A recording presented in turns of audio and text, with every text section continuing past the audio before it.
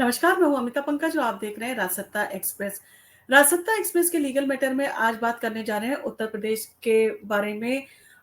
Love जिहाद पर योगी सरकार औसत ताउम्र बिताना पड़ेगा जेल में, यानी कि लव जिहाद के ऊपर जो है और धर्मांतरण को लेके जो है योगी सरकार ने जो है मानसून सत्र में एक नया विधेयक जो है वो पास किया है। और इन सारी चीजों के साथ ही अब धर्मांतरण और लव जिहाद जैसी समस्याओं पर जो है वो पूरी तरह से रोक लगाई जा सकेगी। और इन सारी चीजों के साथ में जो है पुलिस को भी काफी अधिकार मिलेंगे ताकि इन सारी चीजों के ऊपर जो है वो रोकथाम लगाई जाए और सख्ती से इन सारी चीजों का जो है पालन किया जाएगा, ताकि इन सारी चीजों के जो शिकार बच्चियां होती हैं, जो महिलाएं होती हैं, उनको जो है किसी तरह से बचाया जा सके। क्योंकि गत वर्षों में आपने देखा होगा बहुत सी सारी बच्चियों के साथ में जो है उनका उत्पीड़न किया गया था, उनकी निर्मम हत्या की गई थी। और इन सारी चीजों को देखते हुए कहीं ना कहीं ये महसूस किया जाता रहा है। और आपने देखा होगा उत्तर प्रदेश में जिस तरह से छेड़छाड़ की जो है वो घटनाएं भी हुई थी, उन सारी चीजों पे जो है योगी सरकार जो है सख्त थी और उसने जो है एक्शन लिया था। तो इन सारी चीजों को देखते हुए कहीं ना कहीं समाज में एक सुधार की जो है वो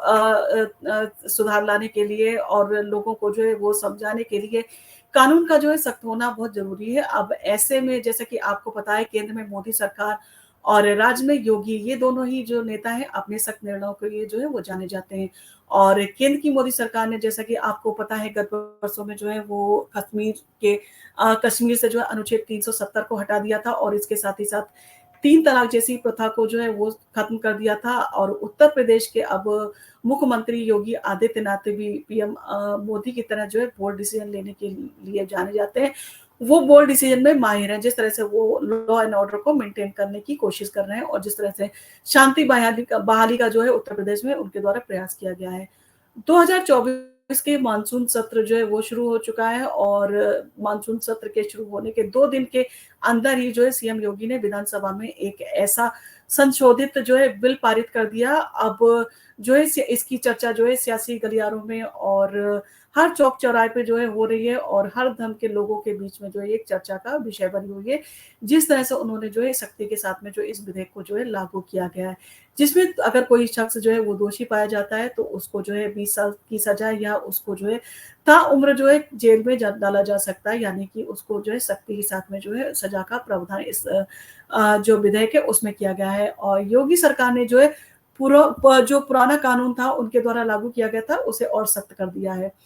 उत्तर प्रदेश के मुख्यमंत्री योगी आदित्यनाथ ने लव जिहाद को रोकने के लिए पुराने कानून को जो है और भी ज्यादा सख्त कर दिया है। और योगी सरकार ने इस नए कानून में दोषी शख्स को जो है उम्र कैद की सजा जो है दी जाए, इसका प्रावधान किया है, यानी कि इसकी व्यवस्था की है। और साथ ही नए कानून में जो है जुर्माने की रकम को भी जो है दोगुना कर दिया गया है। और सीएम योगी ने जो है मानसून सत्र में जो है पुराने कानून को जो है वो और ज्यादा सख्त करने वाला जो है वो, यानी कि प्रोविजन ऑफ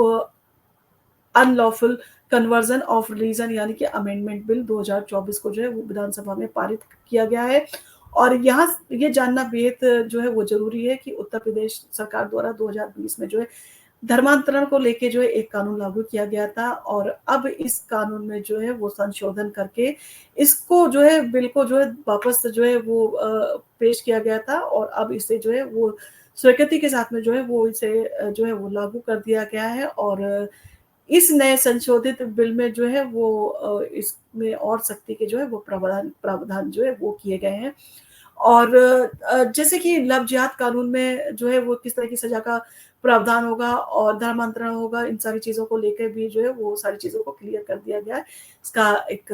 जो है वो ड्राफ्ट भी तैयार कर लिया गया है और इस संशोधित कानून में उत्तर प्रदेश विधानसभा में जो है वो पारित किया गया है। और अब धर्मांतरण यानी कि लव जिहाद से जुड़े मामलों को जो है लेकर पुलिस प्रशासन को जो है और भी ज्यादा जो है सख्ती करने का अधिकार मिल गया है। ऐसे में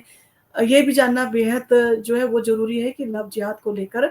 इस नए संशोधित कानून में जो है क्या व्यवस्था की गई है। और अगर कोई शख्स जो है वो डरा धमका कर, लालच देकर, शादी करने का जो है वादा करके या किसी महिला को जॉब में जो है प्रमोशन देने का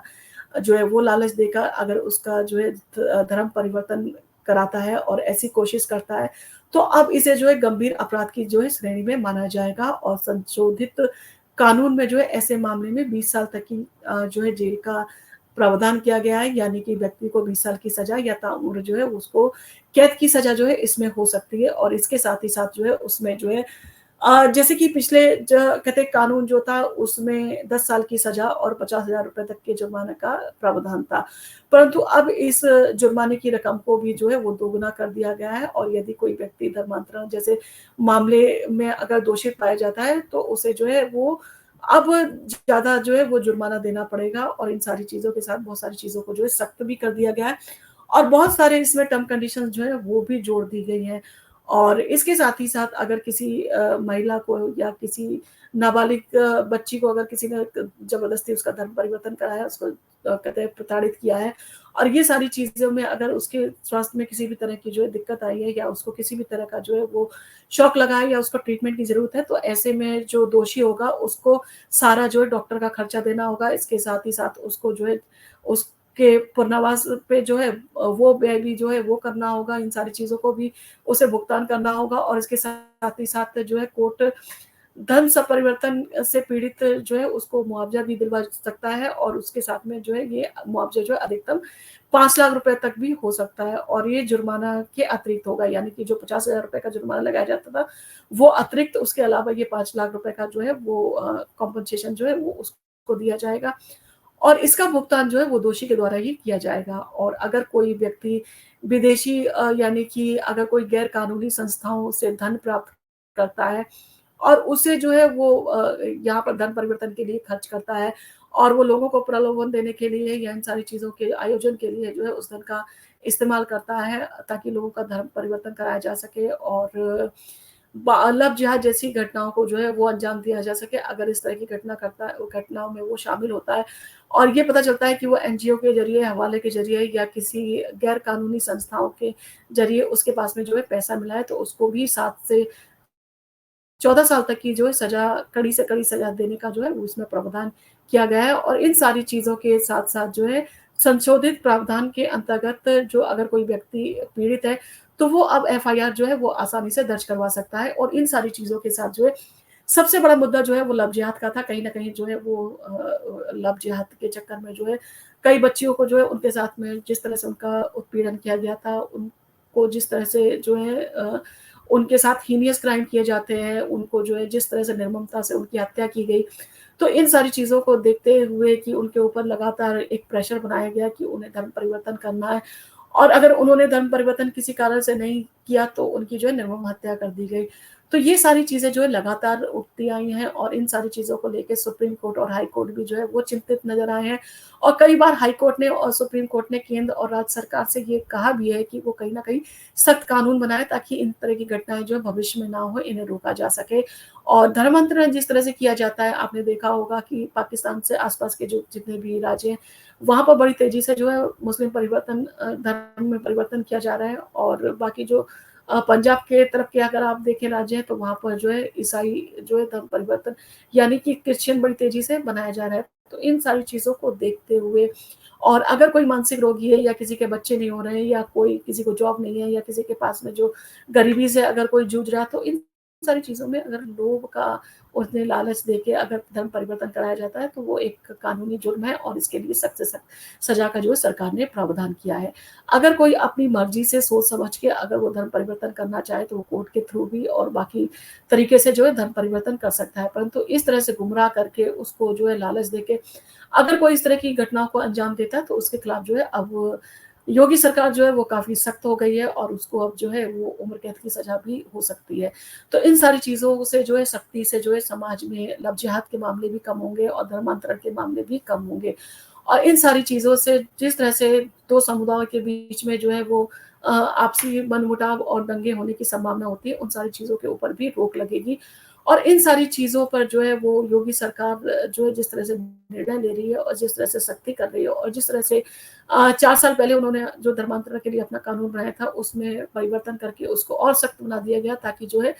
आज की जो समस्या है उसको रोका जा सके। तो आपको क्या लगता है कि योगी का ये जो पहल है ये कामयाब रहेगी क्या? लव जिहाद और धर्मांतरण को किसी हद तक जो है वो सीमित किया जा सकता है या रोका जा सकता है?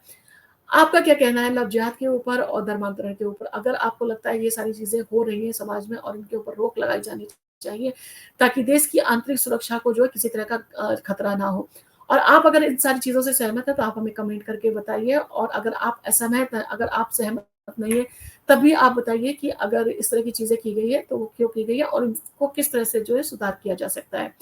आपको अगर हमारा वीडियो पसंद आया हो तो आप इसको लाइक कीजिए, शेयर कीजिए, सब्सक्राइब कीजिए। हम आपके लिए इसी तरह के वीडियो लेके आते रहेंगे। धन्यवाद।